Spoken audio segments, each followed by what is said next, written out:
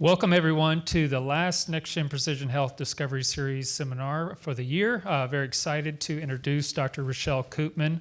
So Dr. Koopman is a practicing family physician.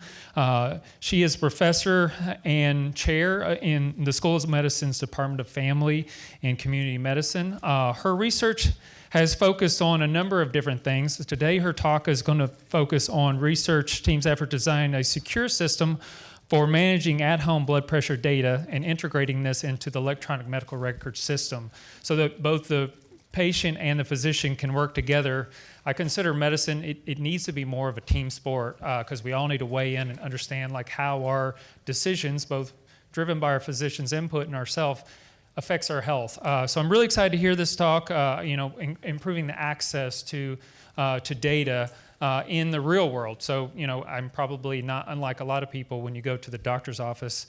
I'm a physician, but I still don't like to go to the doctor's office. When I have my blood pressure taken, I want it to be really good, so I try really hard, and it makes my blood pressure high. So I'm very excited to hear this topic because I think this is a major movement for the future to make healthcare and medicine more precise. So welcome. Thank you.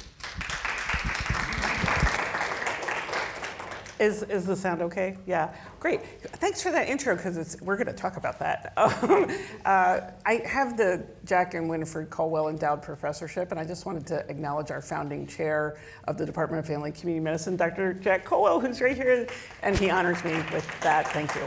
And also Shannon Canfield there in the second row, who's a valued team member on this 10 years of research. There are probably people online, and I apologize because I can't see you. Okay, so I'm going to talk about hypertension. This work is about 10 years worth of work, including our current work, and supported by grants from the agency, the federal agency for healthcare research and quality. So we're going to talk. Oh wow, there's a correction that happened, and I always work to get those out of there. Design and test an intuitive EHR health data visualization of patient-generated health data, and explain how the tools lead to better informed patients and improved care decisions. So I'm going to talk about our past work, and then I'll talk about our ongoing work to make that better, essentially. And then I'm going to talk about our pragmatic trial. I do want to start out talking a little bit about hypertension. So hypertension is the largest contributor to the largest cause of death in the United States and the world, other than COVID. And you might not know this, and a lot of people are surprised, that hypertension contributes more to heart attack and stroke than cholesterol, than smoking, than diabetes, than obesity, than sedentary lifestyle, approximately double. Oh, hey, Parajat's here too. Hi, Parajat Ghosh, Dr. Ghosh, also a team member. Okay, I didn't see you. All right. And one of the reasons, about somewhere between 40 and 60% of all diagnosed hypertension, diagnosed hypertension is uncontrolled, which is crazy because we see people with high blood pressure in the office all the time. If they're diagnosed, that means they know they have it. We have drugs for high blood pressure that are about 50 years old. There's a bunch of different classes. They have low side effect profiles. They've all been around a long time and are generic. So why are we so terrible at this? I mean, if something's diagnosed and you're treating it and you're still only hitting 60% control or 40% control, that's just terrible. And as a student of human factors engineering, I'm never tempted to say that's because we have horrible doctors and horrible nurses. I've rarely met a horrible doctor or a horrible nurse. They're really well committed. They're really committed to the things that they're doing. So there must be a system level problem or a human factors problem. And the human factors problem is exactly what Dr. Arnold referred to. It's variability in blood pressure. And it varies if you walk down the hall. If you haven't been sitting for 10 minutes, it's probably going to be high. If you've just eaten, if you've just smoked, if you're talking on your phone, sometimes for no reason that we can discern whatsoever, it's just high and different than it usually is. And so people, doctors and nurses in the office have a hard time saying this is your blood pressure, it's representative. And the patient will say, well, it's lower at home, and it usually is. And so the evidence recently started to say we need to bring those home blood pressures into clinical practice, and I'll tell you more about that. This is to emphasize our team, and the bold is to show how many different disciplines are involved in this work. And I especially wanted to point out David Dorr, who's an internal medicine physician there, the red one. He is the co-PI on our current work. He's at Oregon Health Science, and he's a general internal medicine physician. But we have a quantitative psychologist, we have usability experts, we have social work, patient engagement, human factors engineers, and computer science, informatics, hypertension experts, biostatisticians, and patient co-investigators to tell us what they think, and they meet with us every week to tell us how we're doing.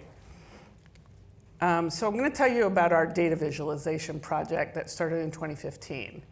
So here's the problem with bringing those home blood pressures into the clinician's workflow. 2015, they come to me, this is 2017 actually, this is 1 month's worth of blood pressures. The patient is taking it 6 times a day, 3 in the morning, 3 in the afternoon. Like most patients who take their blood pressure 6 times a day, these are all normal blood pressures.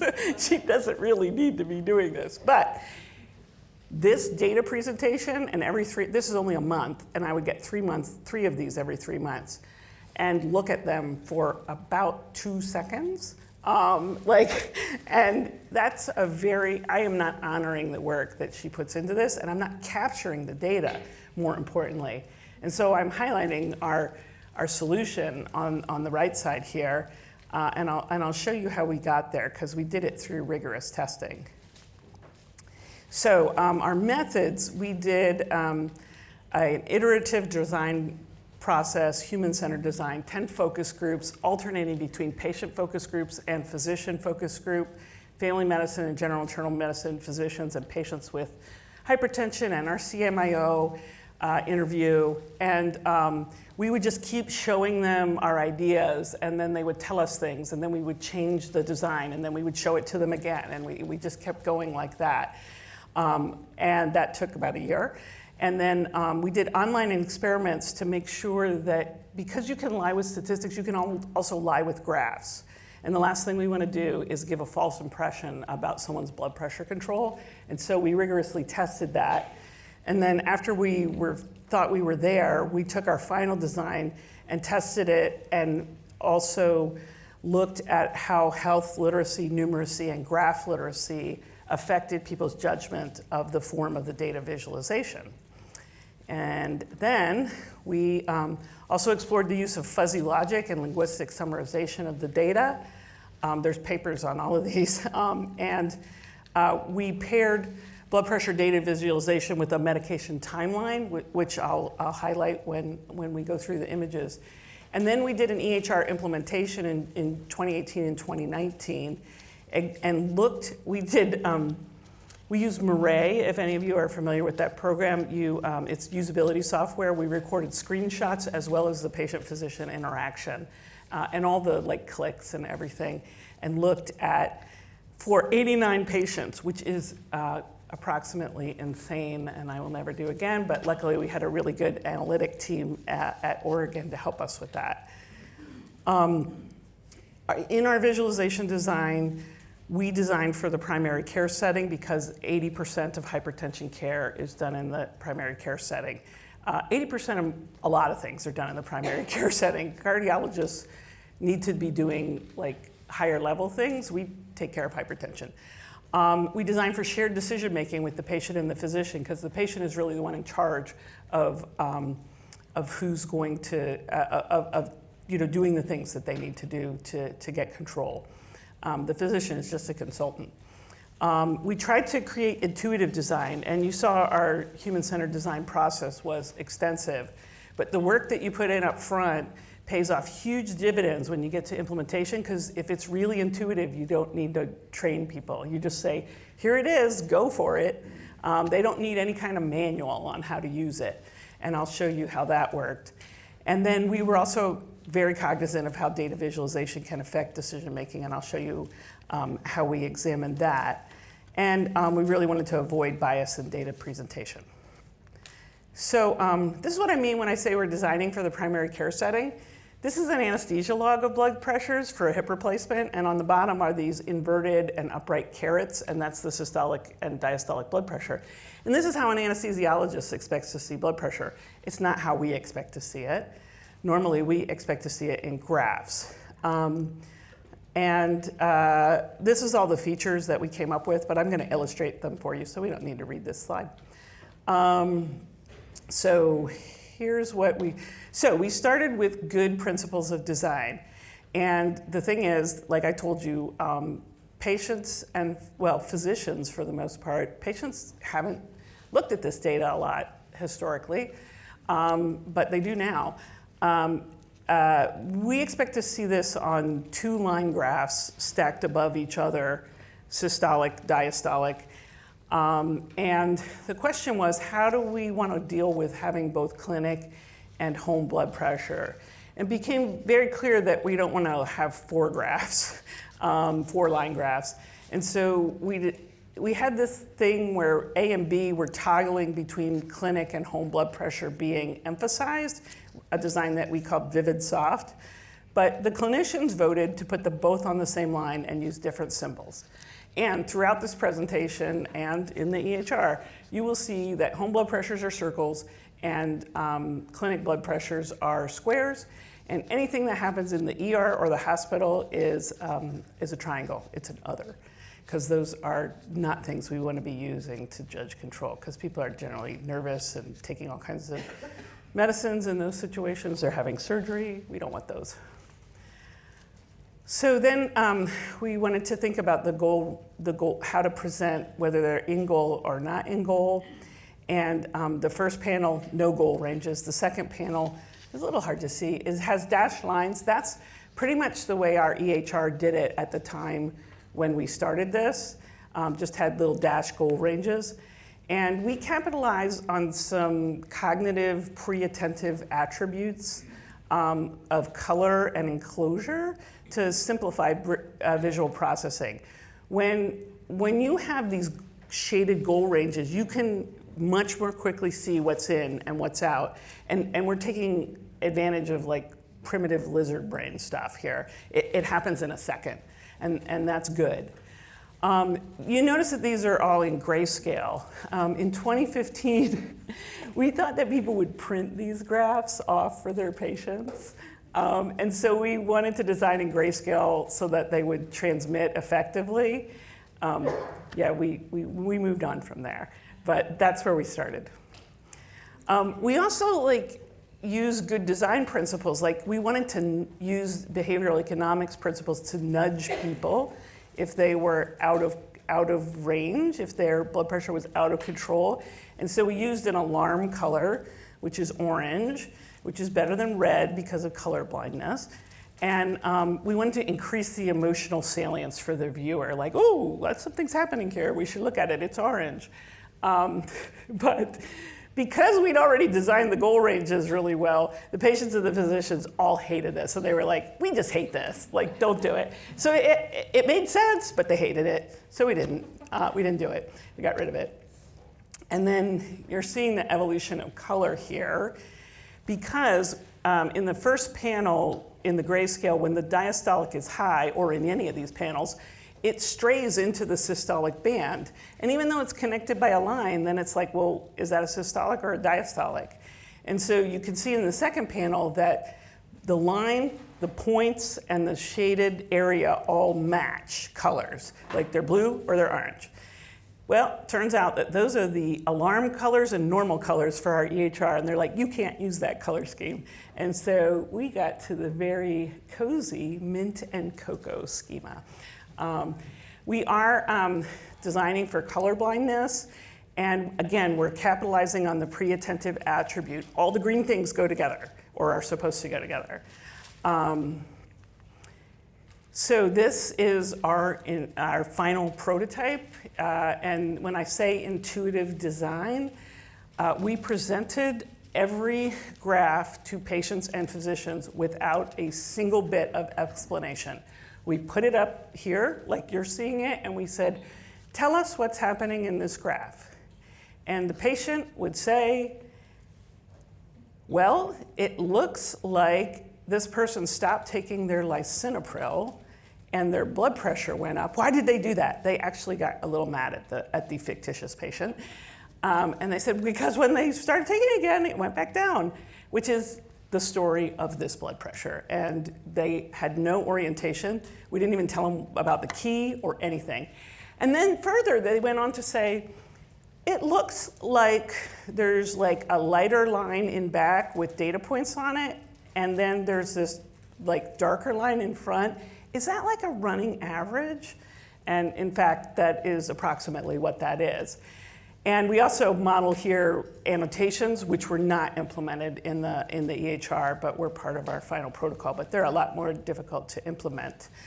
So this is the final design. And notice how the blood pressure medicines and actually all medicines in our EHR stack with the graph in time so that you can tell the temporal effect. There's no other way to tell that in our EHR other than this Smart on Fire app that we have.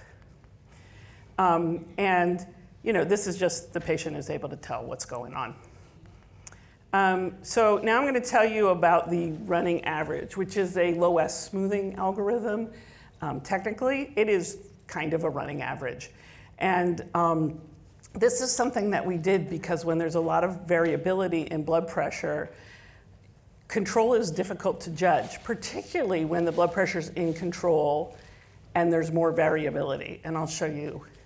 So these are a series of online experiments that we did to look at patients' cognition. And we used people with diagnosed hypertension, and we presented vignettes to them online of fictitious patients with hypertension and their data. And so these are 3 of the graphs that we presented to them. The thing that you need to know about these graphs is that all 3 of them have the same mean, which might not be immediately apparent. And all 3 of them have a mean that would generally be judged as in control. But the standard deviation makes judgment of control, especially in the standard deviation 25 version on the bottom, difficult. And so the smoothing line is to make that easier. In fact, you can see that on the top line, that's the mean of 160. Everybody gets that when the mean is 160, no matter how variable you make it, everybody judges it as out of control. In this case, it was the patient needs to change their medication because they're out of control. The 145, a little bit more difficult to judge, but you can see that the mean of 130, which everyone should be saying is in control and we should be down towards 0, weird that even when there's very little variability, you still get 30% of people saying the person needs to change their medication. I cannot explain that. But you can see that as variability increases, that they judge that people are not in control to a significant extent, 70% when the standard deviation is 25, even though the mean is 130. And evidence tells us that the mean blood pressure is more predictive of cardiovascular events than variability. So that's important. Although you can talk about dipping, and I'm not going to get into that, but the mean is important. And so smoothing the data helps you understand that the data on the left actually represents control, because when you smooth the data, you can see much more easily that yes, it is in control. And we presented this to them, and they found it acceptable.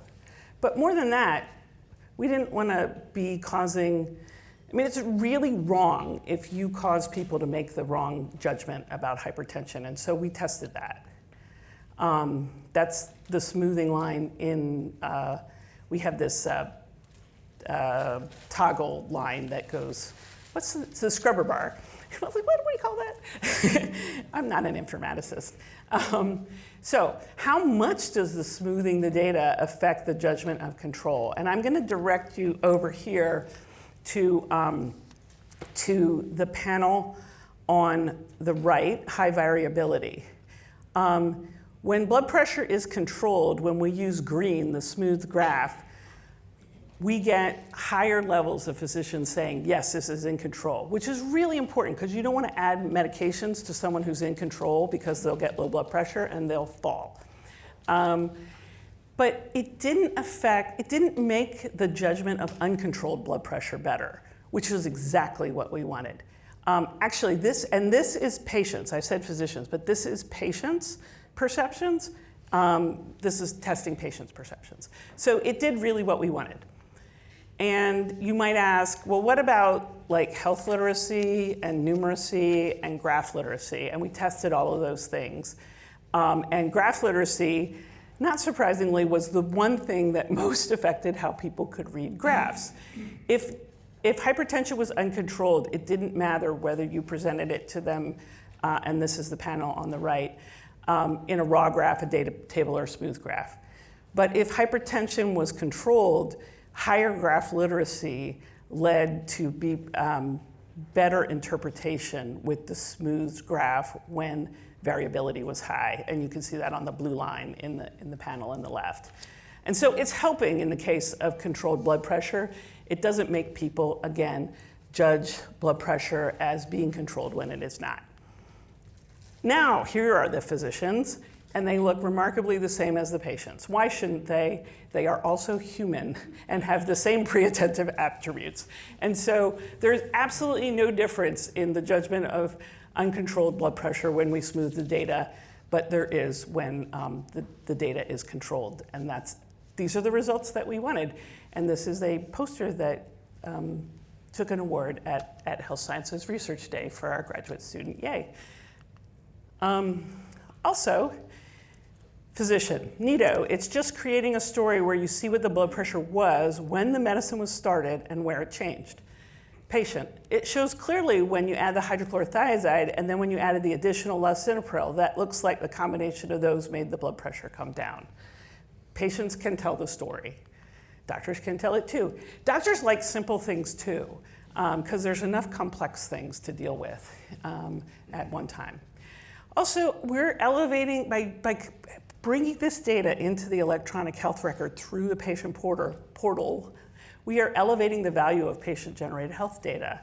And we're also having people think about what their values are. And so they get insights into the effect of their behaviors on blood pressure. During our study, one patient told his doctor during a visit that this made him quit smoking because he could see that every time that he smoked, his blood pressure went up. Yay!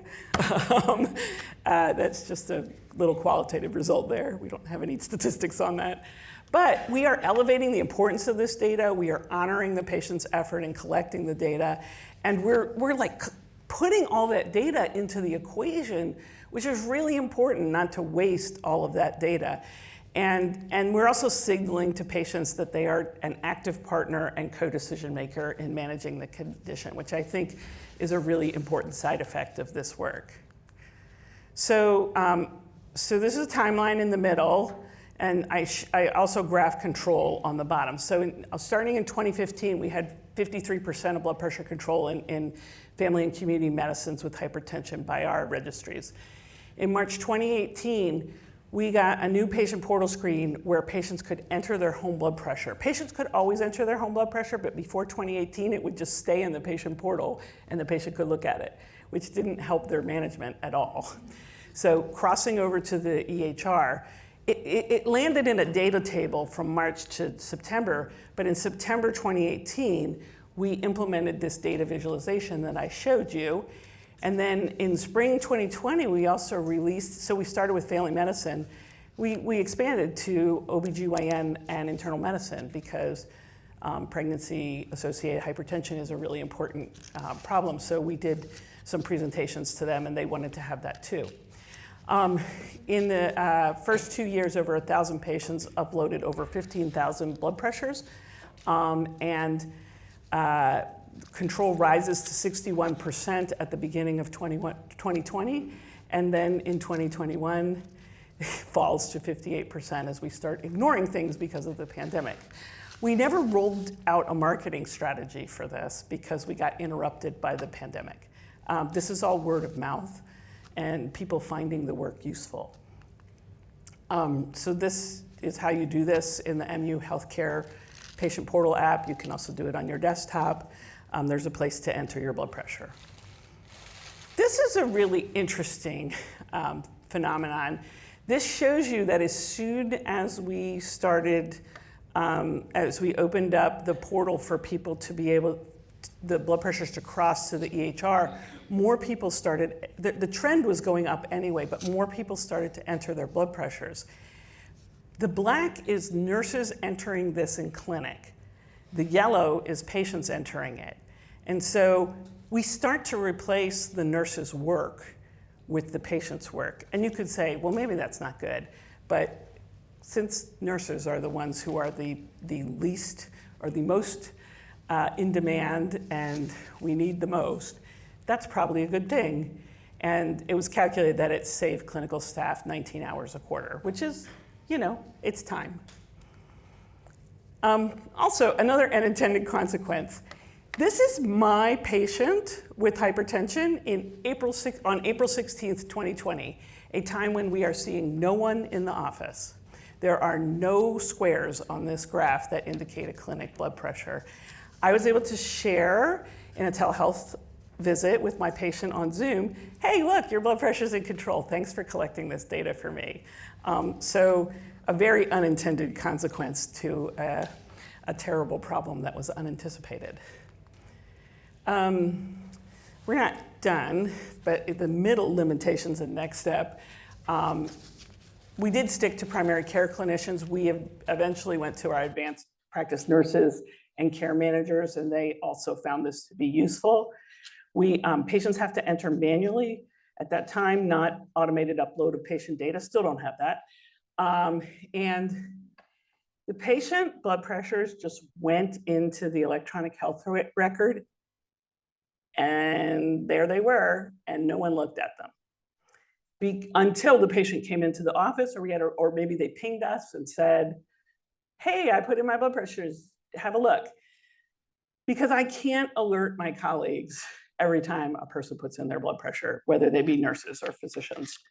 I can't even alert them every time a high one or a low one is, maybe a low one, but not every time a high one enters. So we needed to develop a system to be able to deal with that. And that's what I'm going to tell you about next. And, you know, we also need to work out the logistics of what's a sustainable practice in a fee-for-service environment for using home data in between visits to improve control. And I'm not sure that we have that yet either. And then the biggest limitation, I think, well, the biggest limitation is the blood pressure is just out there. But another really big one is that we did the data visualization in the EHR, and we envisioned having it in the patient portal, but it wasn't implemented in the portal.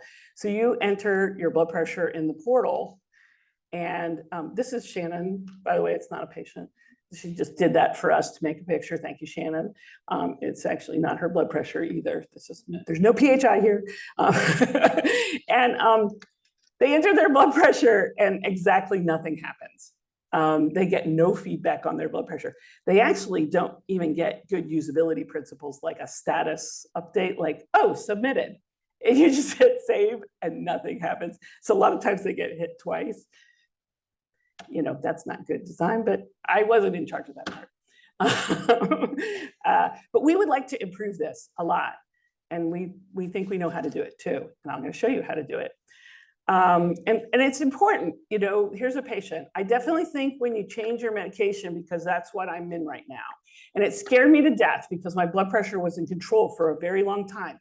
And then I changed medication and now it's really high. And I'm thinking, okay, you know, what can I do? And I would like to be more in touch with my care team. I think the really important thing here is that she's really scared. And we have to help her with that. So now I'm going to tell you about what we're doing now, which is the Coach app, which is a collaborative oriented approach to controlling high blood pressure. You have to have a clever acronym. This is a very busy slide. Let me tell you what's going on. We're going to identify patients either during a visit or with population-based registry identification at the top. We're going to send them a MyChart if it's Epic, or a Health Connect message, or a text if that's okay. in that health system. And we're going to say, hey, your blood pressure is not controlled. Want to do this coach thing with us? And you're a doctor. And they're going to enter a 2-week monitoring block to see if their blood pressure is controlled. We're going to ask them to collect 12 blood pressures over 2 weeks, because that's an evidence-based standard for a 95% accurate interpretation of what the blood pressure is. And if it's uncontrolled, we're going to say, great, looks like that was not correct anymore, and good for you. And if it's not, then they're going to,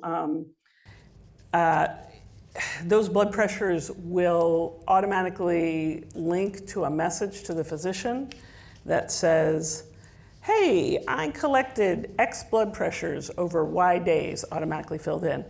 And the average was Z, and this is not in control. What do you want me to do now? And the patient can edit the message to say, by the way, I ran out of one of my medications, because you don't want to increase medications on someone who's not taking their medications. And then once the change is made or something is done, they'll enter another 2-week monitoring block. We'll monitor for adverse events, we'll change medications, et cetera, et cetera. And we're doing this in a trial at Missouri, Oregon Health Science, and Vanderbilt. And we've already done pre-implementation focus groups with patients. We visited 9 clinics, 3 at each site, in general, internal, and family medicine. And we've done 72 interviews with healthcare personnel and leaders to make sure that we're getting this right, because there's a lot to get right, like who gets the data, how do you want to see it, when do you want to see it, what do you want an alert for? Not very much, because the portal's killing all of us. So we're trying to do what people want. And the physicians and nurses, again, are super good people who want patient safety and good patient outcomes, but we can't do it by killing them. And so they're like, yeah, we want this, but only if it's actionable, et cetera. And so we're trying to give them actionable, important information at a summary level that's going to be something like, yeah, I'm ready to act on this when they get the information. One of our patients says, I was just wondering, does this, I know when I need to notify the physician or something, but is there something on here that tells someone that it's too high or they should be calling somebody? That's one of the questions we need to answer. When the physician orders coach, they can set the blood pressure goal, something very important, even a customized goal. Very important to geriatricians who don't usually want their patients to be too low. If someone has aortic stenosis, you usually don't want them to be too low. And so blood pressure can be set, customized, and you can choose any one of a number of goals. And you can also designate additional recipients for the alerts. And when that happens, a message will get sent to the patient. They tap this link. It's through the patient portal. There's no additional log on to another platform, because that's stupid in 2023. Like, no additional logons, right? You're in the patient portal, stay in the patient portal. So this is the invite, and this is what they'll see, which looks a lot like what we produced for the physicians without the medication timeline. This is incredibly flat data. This is a patient whose name is patient at goal. This is our visualization sandbox. We don't really say patient at goal. That's just their name for this, and it tells us what the visualization is before we open it. So this is what the patient's going to see when they collect a bunch of blood pressures. Also, when they collect their blood pressure, they can put in 2 at a time. We also have actualized the Bluetooth thing at Oregon, and we can do it here too, if we're allowed to. And we also coach the patient on good, proper technique for collecting home blood pressure, because it's really important. You can change blood pressure by 10 points by not doing these things right. So we actually asked them, did you follow these instructions? And we didn't know what to do with a no answer. The patients told us what they wanted us to do was let them tell us why they didn't follow it, which I thought was really funny. But They are going to tell us why they didn't follow it. And what I'm hoping is that over time, they'll start to see the patterns of how this affects their blood pressure, and they'll stop doing that thing. So sometimes you have to be a little permissive, I think. And then the physicians were like, well, I don't want that data if it's not good. And it's like, you get that data anyway when they do it on paper, because no one's ever asked them. So that'll be interesting. We'll see what happens. So again, it's an intuitive data visualization. We've gone from the caution sign that you saw before to this stoplight design. So a yellow means you're not in control, but not like we want, like red makes people really antsy. And so we reserve it for the highest levels of uncontrol. And they also get feedback on their individual blood pressures. If they have a high blood pressure, we say, take that again. And if it's high again, we direct them to contact someone about it and how to do that. If they have a low blood pressure, we ask them about symptoms of hypotension. And that's an immediate alert, because hypotension is actually immediately dangerous. And so there's decision support for patients and clinicians based on the results. Some early pilot results over only 2 months, which is a short amount of time to change blood pressure. If you take, we took 81 people with uncontrolled blood pressure, and without coach, 80.1% reached blood pressure control in 2 months. You know, advised to do something, but without this home monitoring and coaching. And with coach, 18% had their blood pressure controlled after 2 months, which is not a long time. So those are very encouraging results. As I said, if their blood pressure after 2 weeks average is not in control, they have this, they get this thing that says contact your care team. They click on this, creates a templated pre-written message that includes their averages, and they can also add their own words to it, and it goes to the physician. Now I want to talk to you, so the physicians, I'll just preview the last few slides. What's a pragmatic trial? So the physicians asked us, when we get that message, what do you want us to do for patients in your trial? Well, we're taking a pragmatic approach, so I'll tell you that what we want them to do is whatever they do. Do you want us to bring them in, or is there a digital intervention? I don't know. What do you want to do? I mean, if you have a patient who you've already last time said you're on lisinopril 10 milligrams, and if your blood pressure is not in control in 2 weeks, we'll go to lisinopril 20, and you already did that, then send them a message back and said double your lisinopril. If, however, you're not sure that your patient can do that, or you have to add a new medicine, you want to bring them into the office, do that. Whatever you want to do. Because, well, I'll go into the becauses. But so this coach trial is 550 adult primary care patients with uncontrolled hypertension who are portal users, because this is a portal intervention, across University of Missouri, OHSU, and Vanderbilt, and across 2 EHR platforms, which was really pretty attractive to the funding agency, both Epic and Cerner Oracle. The primary outcome is blood pressure control at 6 months, and we have secondary outcomes that are informed by REAIM, which is an implementation model, and social cognitive theory. And they do include like the number of portal messages that this generates in the control versus the intervention group. And implementation barriers, and whether coach gets used beyond the trial. Also, like whether we make people too anxious. Early studies that our psychologists did show that actually we're not going to do that, but we have to test it. We don't want to make people super scared by telling them things that are supposed to motivate them. Our pre-implementation analysis involved going to the sites. I love this, so I had to show it to you. So this little yellow sticky lives on the keyboard. It's Velcroed to the upper left of the keyboard. And when the patient's blood pressure is not in control, the nurse or medical assistant sticks it on the monitor, which is one of the best human factors interventions that I've seen. And so I took a picture of it because we really liked it.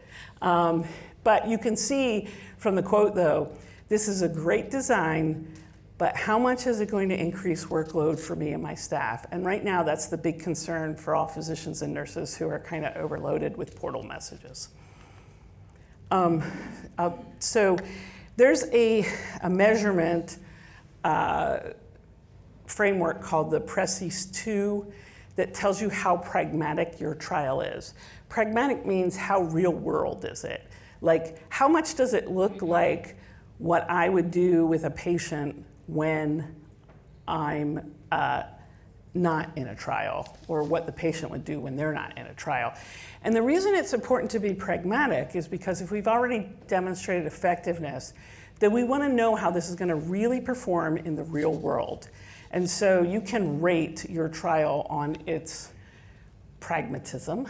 And for eligibility, we rated ourselves a 4 because we're limiting to patients who use the patient portal. So anybody who hasn't crossed the digital divide is out, and so we can't tell about them. Our recruitment will be an alert during a visit for those with high blood pressure, or the less pragmatic, but increasingly used, so maybe pragmatic anyway, registry-based enrollment based on the site preferences and resources. We're allowing every clinic to decide whether they want to do a registry-based enrollment or not. They're primary care clinics at 3 sites, but they are academic medical centers, although these are community practices. Their organizational impact 5, there is no additional clinic staff or change from usual care processes other than the programming. So if you implement this, you won't have to add additional people. A lot of trials have research nurses and pharmacists who contact the patients a lot more than a practice normally would, and then those results don't translate. A great example of that is the diabetes prevention program from the early 2000s.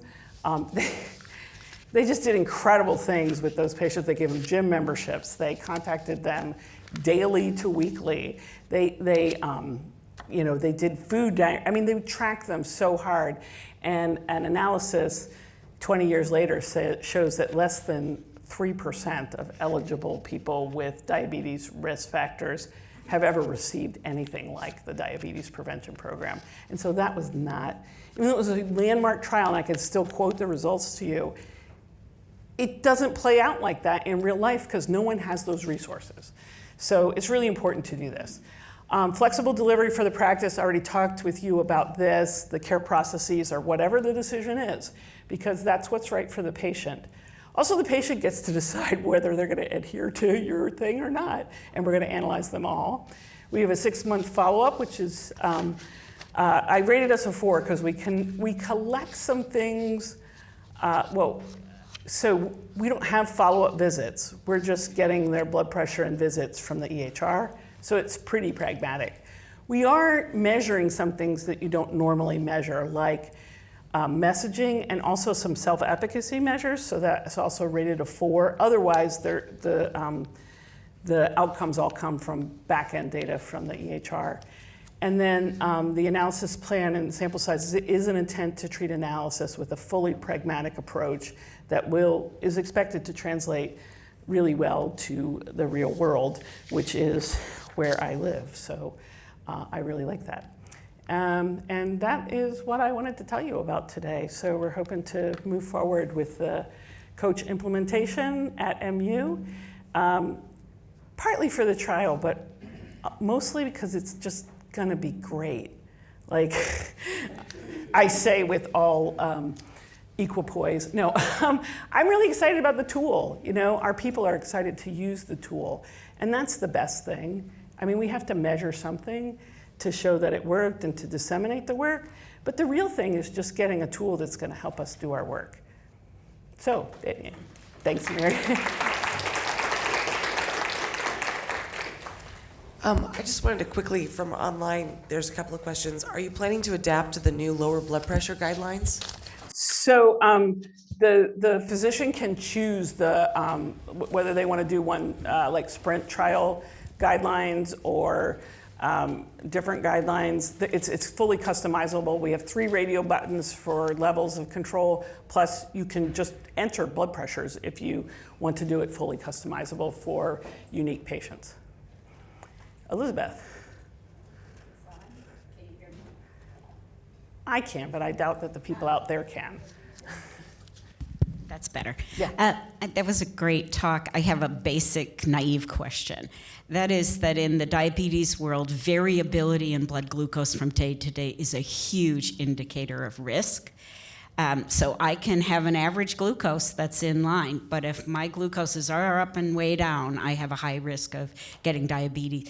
Is that the same for blood pressure in terms of imminent stroke or disease? It's probably not good, but the studies show that the mean far outweighs variability. There is a phenomenon called dipping that happens overnight. Your blood pressure is supposed to go down when you sleep. If it doesn't, that conveys higher risk. Honestly, blood pressure is a much easier nut to crack than diabetes, because with diabetes, you have to know when they took their medicine, what time of day it is. It's really important what time of day it is. In blood pressure, not so much, except for the dipping phenomenon. But nobody's measuring their blood pressure while they're sleeping usually, unless they're doing 24-hour ambulatory, which there's more and more evidence that people find really intrusive. Yes. Hi, nice presentation. So I just follow the first question, the American Heart Association, the new guidelines. Do you comment, can you comment for, the reason behind this, like why the AHA changed their guidelines? That's one question. Another question is, if you use the new guidelines, because the blood pressure, it's 130 over 80. For example, if one patient, their blood pressure is around between 130 to 140. If previously they think they do not have a hypertension, and then if you use the new guidelines, they think they have a hypertension. Do you think if the patient become nervous, they will increase their blood pressure, and actually they will previously they do not have a hypertension, but when they hear the new guidelines, they will increase. Actually they have a hypertension because of nervous or. Right, got it. So number one, the AHA changed their blood pressure guidelines because of the SPRINT trial, which showed that people had better cardiovascular outcomes with a lower blood pressure goal.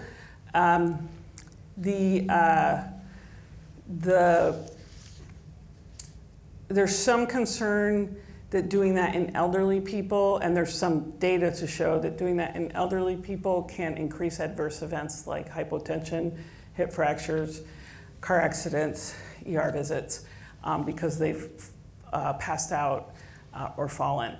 The important thing is that the clinician is able to choose the blood pressure standard that they think is important, that is right for the patient. I always tell my patient that until you get, blood pressure is not really a threshold thing. It's a linear thing as far as its relationship to cardiovascular disease. To a certain point, when you get to hypotension, it becomes really dangerous. But blood pressure is linear, and so if you're hitting the 140 over 90 and you're 40, you should go for 130 over 80, because it is really a linear function. As long as you're not causing hypotension, lower is in fact better. We have these kind of arbitrary but very recognizable thresholds. They have their purpose. But it's a linear function when you look at risk. Here, or online, but okay, here. Hi, Linnell Phillips from the Department of Public Health. Hey, Shannon.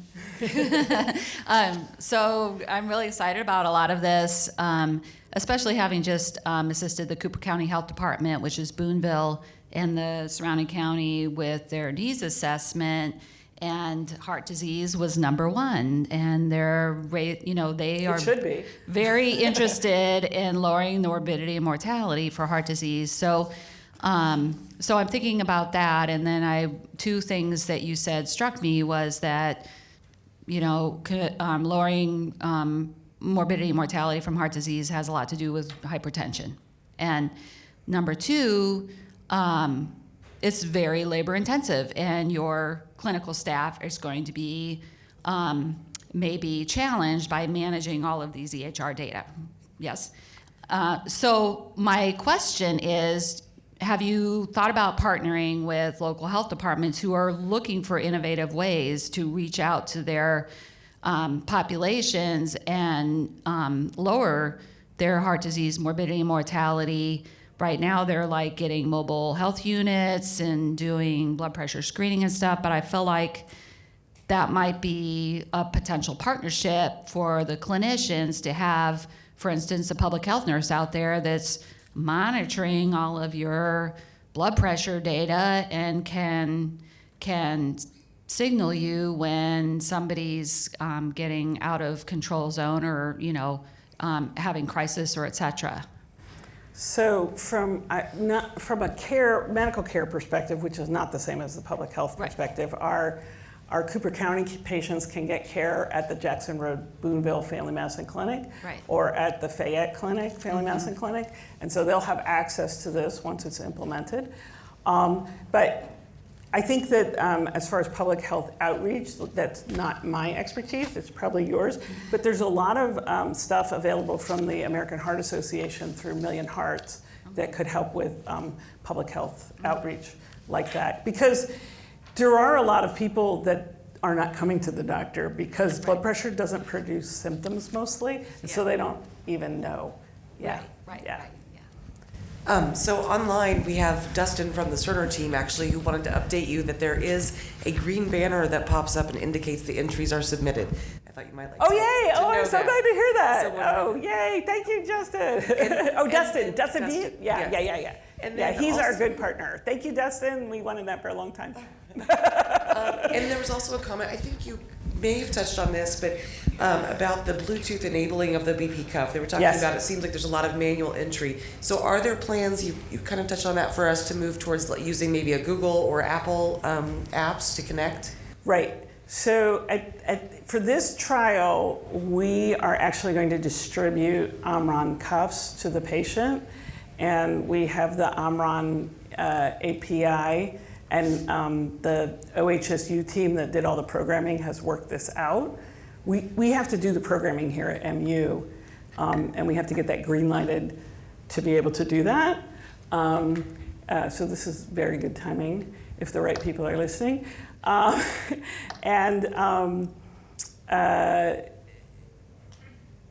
we can do that. I mean, generally, can we do that is usually not a technology issue. It's a security issue, it's a who owns the data issue, it's a people issue, right? The technology is there. It's not terrible hard, it turns out. But you want to be careful who you're letting into your EHR, right? Well, one more follow-up But since question. it goes through the patient portal, yeah, that's supposed to be secure. So, There's a question from someone asking, when will others be able to get access to this rather than just the trial participants, but like all of NU Healthcare? Right. So like our other implementation, we're planning to implement it widely. Like I said, I'm not half as excited about the trial as I am about the tool. And I want everybody to have it because I think it's going to be helpful. We're trying to make it as easy as possible for people to use, and we're real cognizant of not increasing their workload.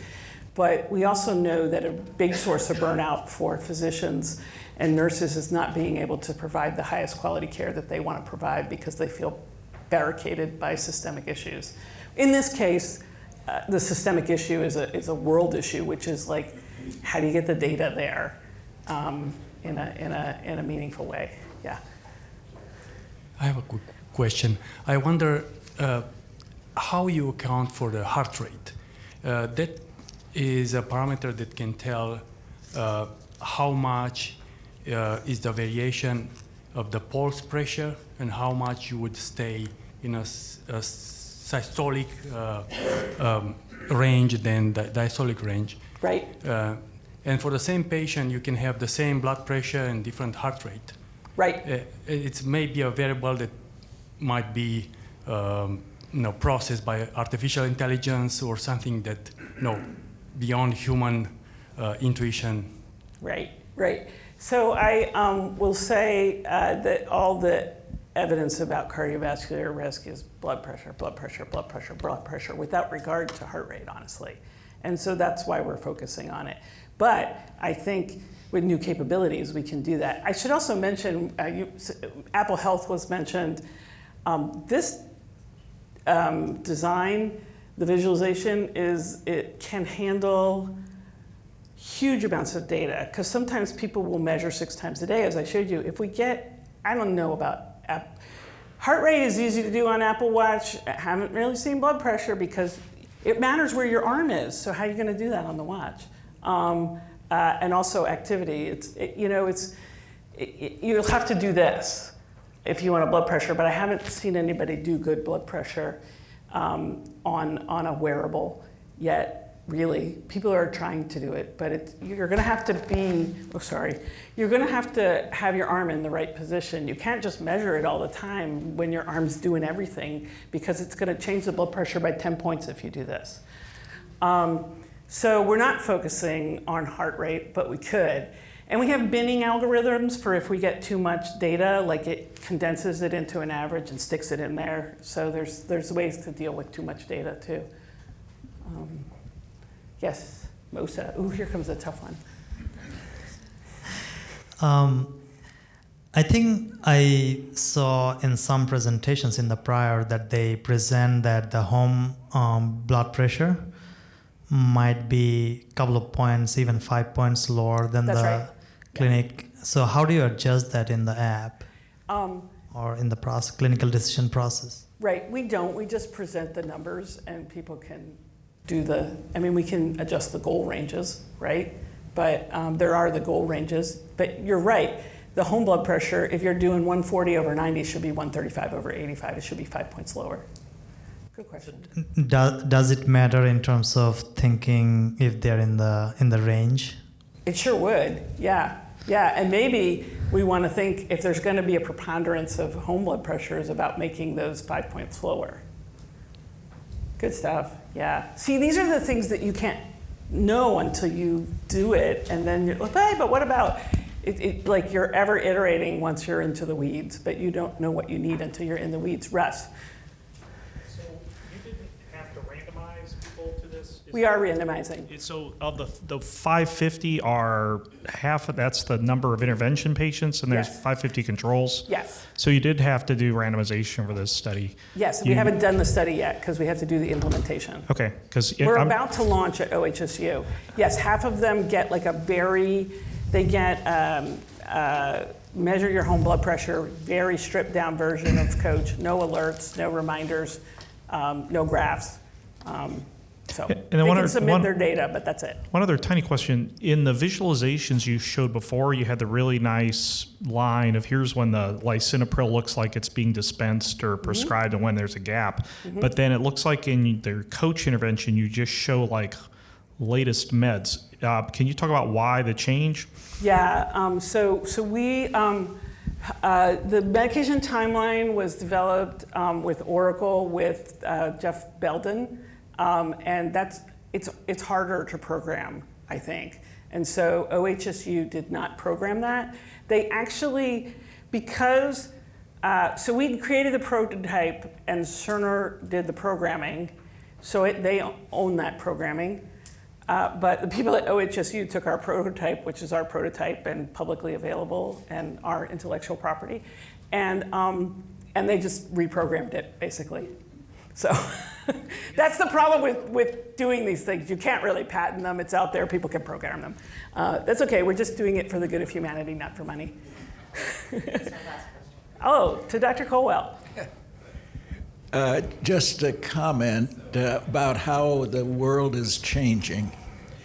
I've been around for a while, and I can recall when I started off in clinical medicine, there was real question about whether blood pressure should be treated at all.